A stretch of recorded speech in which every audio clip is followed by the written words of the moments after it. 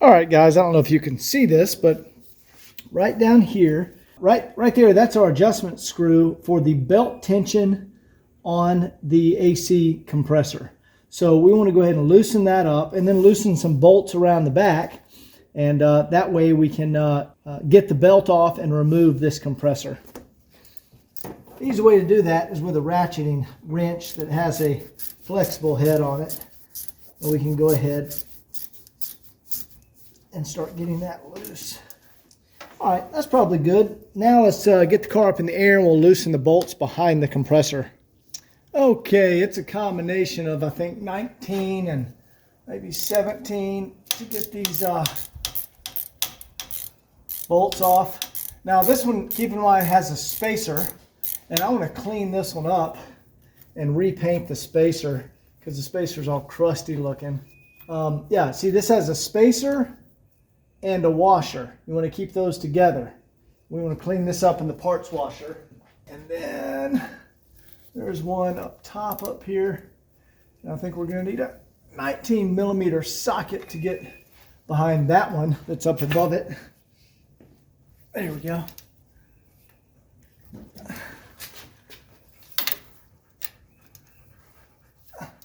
All right, guys, remember the long bolt that I took out of the bottom here? Between the compressor and the mounting bracket is this spacer. There you go. It goes right up in there like that, and it mounts between the bracket and the compressor. So this goes with the long bolt. This one I'm taking out right there, that goes through, and see, you have a spacer right there too. See it? You want to make sure. So before I get that one all the way out, I want to go ahead and undo the AC manifold right here. But I think the system's empty. We will find out here in a second. But normally R12 would be escaping right now if there was any in there. Watch out. Yeah, see, it's empty. Otherwise, R12 would have immediately shot out of the system there. So let's go ahead and undo the rest of this compressor. That's our adjustment nut up there. See, it comes down, goes around the bolt, and then we have a spacer in front of it between the compressor and the adjustment nut connection. That's where that goes. All right, there we go. I'm going to get our spacer off of there, and our bolt is going to come out of the back. See, there's the adjustment rod. There's where that goes. All right, there's our belt. And let's get this plug undone. There we go. And there is the old original compressor. You can see it says Delco, which is AC Delco. All right, back on top side here. So we can see there's the belt right there for the AC compressor. So now I need to relieve tension on the power steering pump, and we want to replace this belt. And there is the tensioner right there.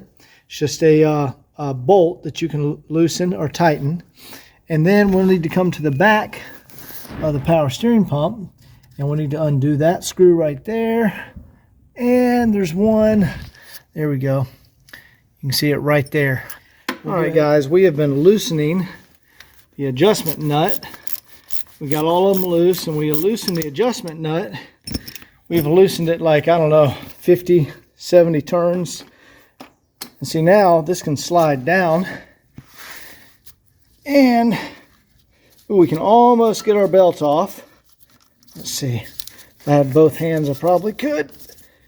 There we go. All right, good. Now we got both belts off. So that's by loosening the adjustment nut. To add tension, you want to tighten the adjustment nut, and it'll pull the pump away from the crank and tighten that belt. So there we go. Now that we have these off, all right, there's the AC belt, which goes behind the power steering belt. You got to take off the power steering belt to get the AC belt. And then here, the power steering belt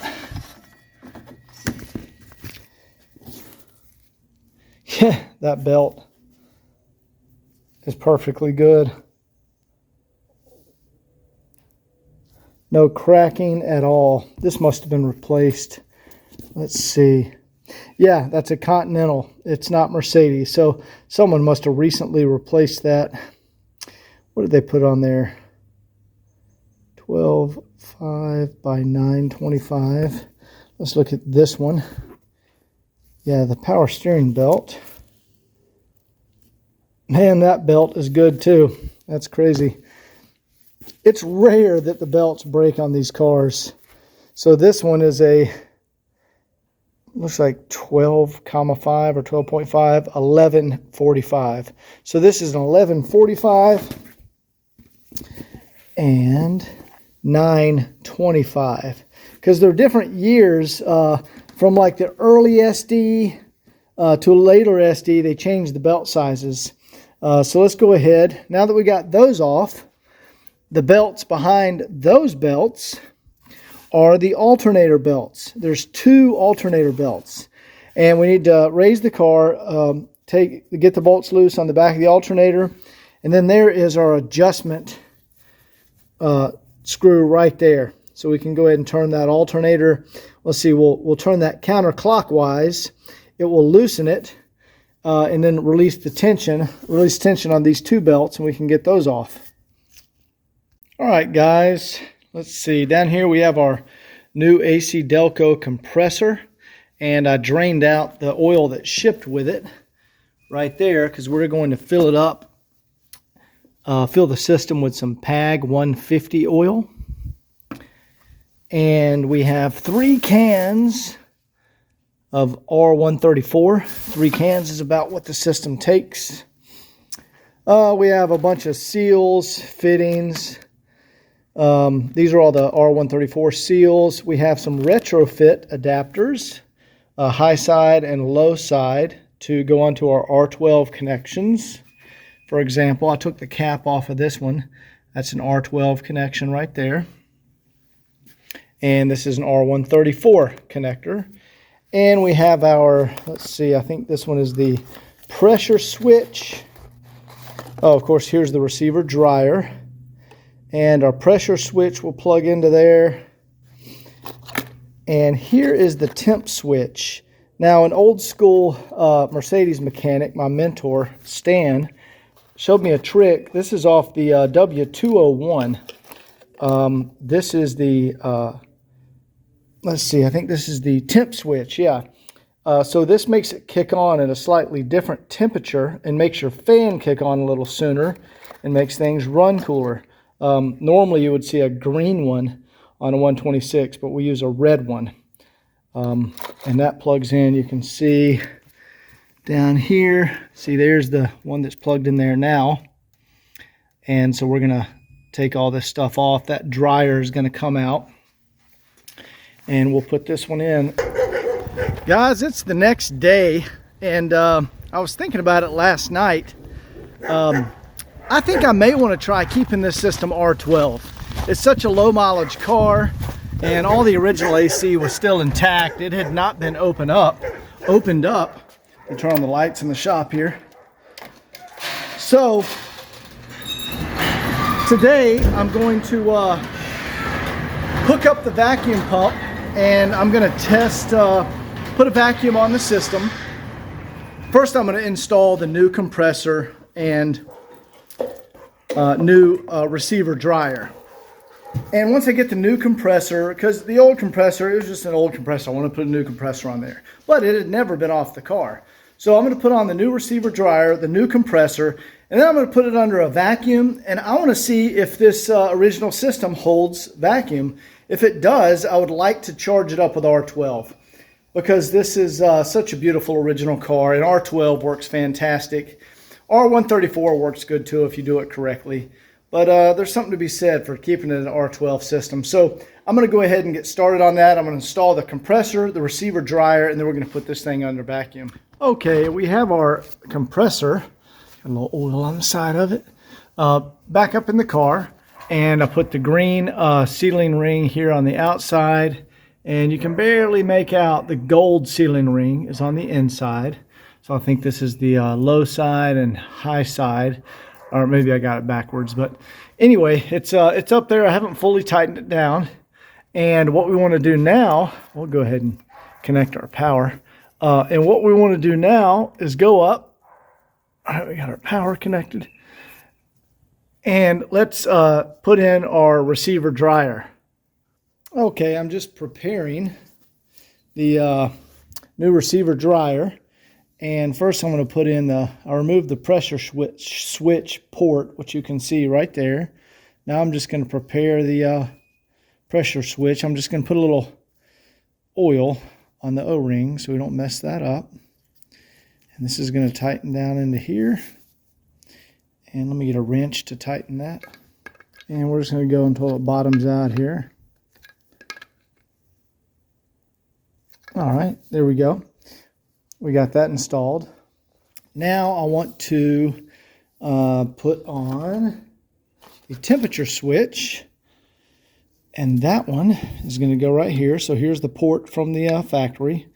I'm going to go ahead and remove that. There we go. You see, it's got a little O-ring on it. This has never been opened. You don't want to open your receiver dryer until you're ready to install. And I'm going to dip a little oil on the O-ring. We don't want that to bind. There we go. We're going to screw that in right there. There we go.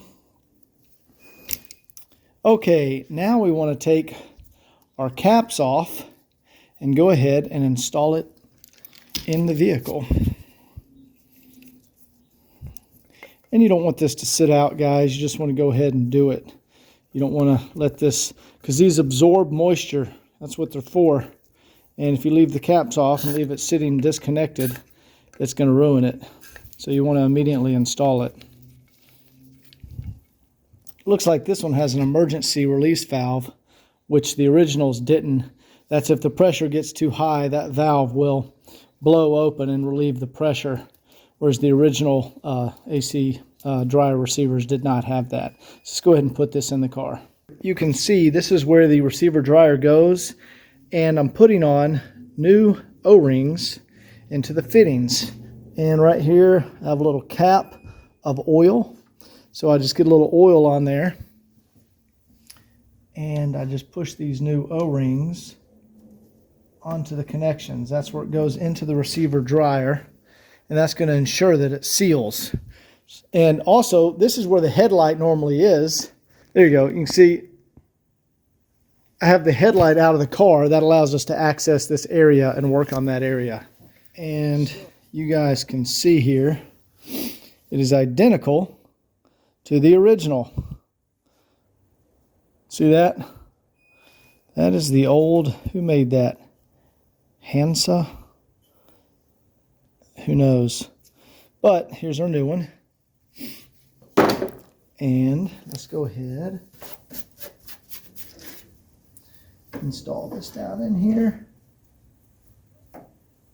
It's going to go right like that. Okay, guys, you can see I have the new receiver dryer installed. High pressure switch, temperature switch, new O-rings, and got all the lines hooked up and the connections. So now what we want to do is put this system under vacuum and let it sit overnight. Everything's connected, all the fittings are tight. We're going to put it under vacuum for like 45 minutes or so just to get any moisture out of the system. We'll let the vacuum run for like an hour. And then we'll shut it off and we'll let it sit overnight. We'll watch our vacuum gauge and come back tomorrow and we'll see if it has lost any vacuum. That'll tell us if there's any leaks in the system. And if it passes that test, I'm going to refill this with R12 and we're going to test out our AC tomorrow. So let's go ahead and get that vacuum installed. There we go. There's a better shot of the freshly installed receiver dryer. See all the fittings, everything's connected, brand new. Let's get this under vacuum.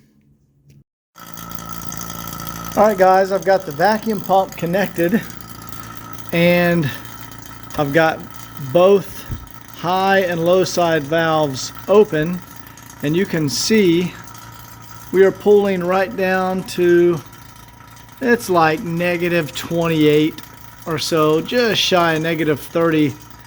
I think that's inches of mercury. Yeah, inches of mercury, that's how you measure vacuum.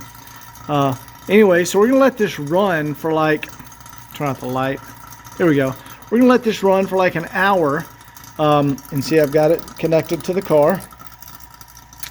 And this is going to draw down a vacuum on the system. And as you know, water evaporates quicker under a vacuum. So the idea is to put a vacuum on the system, and any moisture in the system is gonna come out. So we're gonna leave that for about an hour. Oh, now we're down at about -29. Cool. So yeah, the idea is to get any moisture out and let this sit overnight, and we'll come back and we want to see if our gauge changes at all. So I will see you guys tomorrow. All right, it's 8 o'clock at night. Just came out here to check, and perfect.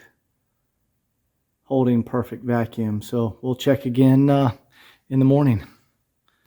Hey, what's up everybody? It's the next day. It's about noon. And man, spring is here. It is absolutely beautiful outside.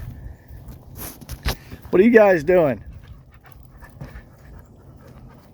Thomas, what are you doing? You want to go in the shop? I know I'm going in the shop. Let's go check and see how this vacuum held up.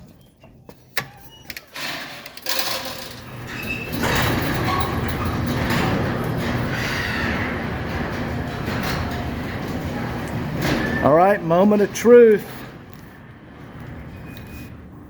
Oh my God, look at that. Perfect.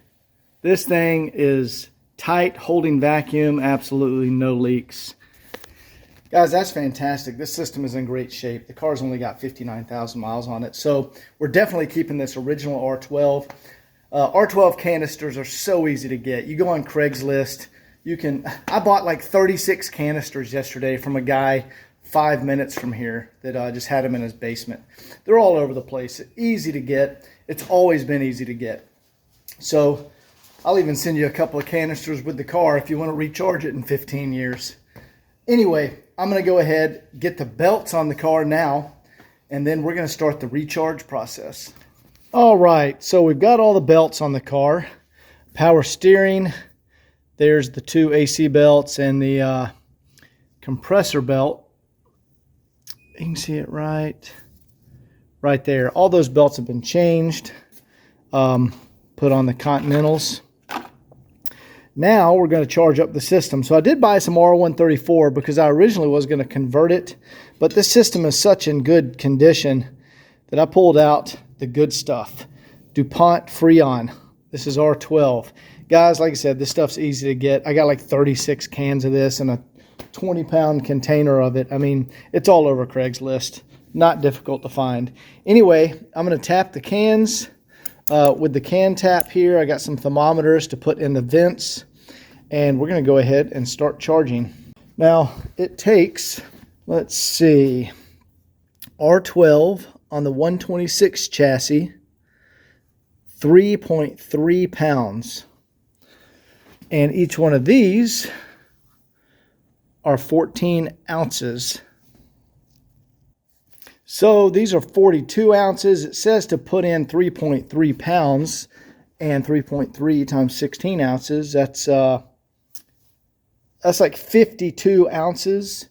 So we're going to grab a 4th can once we get these in and put a little bit more in from the 4th can. So let's go ahead and put these in, and also we will put in, this is good stuff, guys, super cool, and this is ester oil. Now, the good thing, the R12 systems, they can use mineral oil or ester oil, and this has the UV dye in it so I can detect any leaks. But the good thing about ester oil is if you ever decide to convert to R134 later, ester oil is also compatible with R134. So when you flush the system out, if there's still some residual ester oil in there, it's okay. It'll work with R134. So that's why I use ester oil. Anyway, let's go ahead and get this started. Okay guys, here is my oil injector. And you can see it's got measurements down the side. So this holds 2 ounces or 60 milliliters. Now, the original R12 system calls for 170 milliliters of oil, basically 180. So we will do almost 3 of these injections. We'll do 2 of these, and then the next one will come up a little short, right around 50 right here. So we can make it 170 milliliters. And you just basically pour in, I can pour in the oil and then attach the cap, and I can spin the bottom and it pushes it out. So we can, it's a oil injection system, and we can inject it in there. So we're going to go ahead and start. We're going to inject 2 ounces. Then we're going to do 1 can of refrigerant, and then we'll do 2 more ounces, and then do another can of refrigerant. I like to blend it a little bit because first we want to start with 2 ounces so we can make sure some gets down into the compressor. Now there's a little bit already in the compressor, but I just want to make sure that's oiled first, and then we'll blend in the R12, and the suction from the system will suck it down into the compressor. So let's go ahead and fill this up and get started. Okay guys, the car's running, the AC is on full blast, and I'm going to go ahead and inject 2 ounces of oil.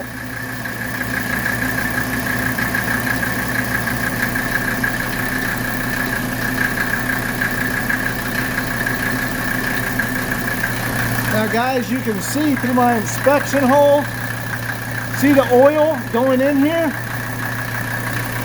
And the vacuum that was in the system from overnight sucks in some of the oil. Now we're pushing it in. Alright, now let me get a rag, and we're going to switch over to R12. Alright, we're going to purge this air out of the line.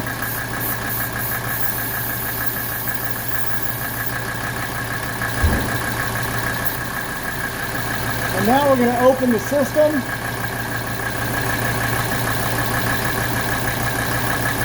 And there we go. You can see our R12 going in there. See it in the sight hole?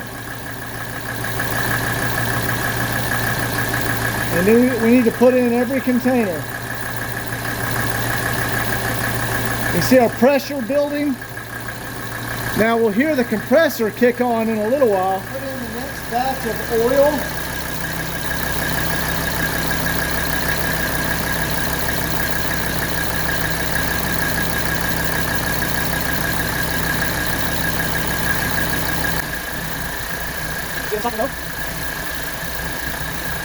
Now this is closed. You don't want the high side open when you're filling.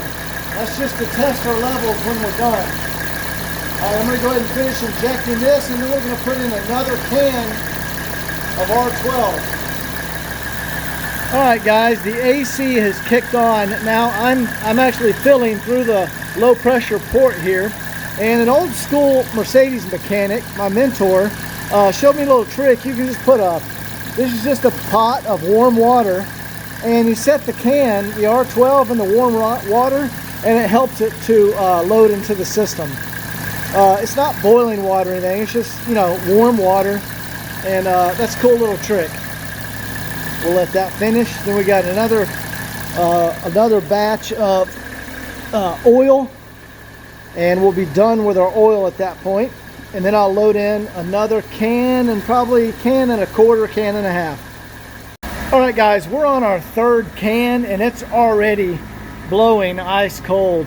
Even though we're not totally finished yet, it's already down to 40 degrees. Let's see if you can see that. There you go, the green, see the green, 40, 41, 42, right there at 40 degrees. And keep in mind, once I start driving it, it's gonna go 3 or 4 degrees cooler than that.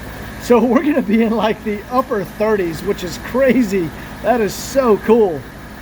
So let's go ahead and finish up here. This is our third can, which should probably almost be, still got some more to go. So we'll let this one finish going in there, and then a little bit more from a fourth can, and then we're going to be done. Probably like 10 or 20 more milliliters of oil in order to put in the exact right amount, which is 170 milliliters. So let's go ahead and finish this. All right, guys, we're on the final container, and we have dropped to 39 degrees. There you go. There's our 40 mark right there. We are one notch right. Oh, it's dropping even more. Look at that. Man, that is what I'm talking about. That is an amazing AC system. All right, so I'm going to go ahead and disconnect this final can. I just put in a little bit from this can. We're right at the perfect level. I've got the oil in. Guys, one last thing I like to do when I disconnect the line, I like to pop that Schrader valve like that. There you go. That just ensures that that Schrader valve is fully seated. So let's put the caps back on here.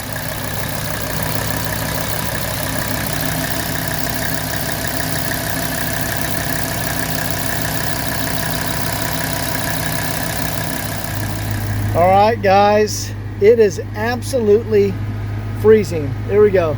You guys probably can't see that too well. There we go. It is right at 39 degrees. Right at 39 degrees. That is fantastic. So mission accomplished, guys. This R12 system, I'm going to shut off the car now. This R12 system is in fantastic condition. So glad that I didn't convert to 134. Now this car is all the original systems are intact the way they should be. So anyway, hope you enjoyed this video, and I am off to the alignment shop, and then we're going to be doing the walk around and test drive video. So this car is, I don't know, maybe a week away from being listed. So hope you enjoyed it. See you in the next video.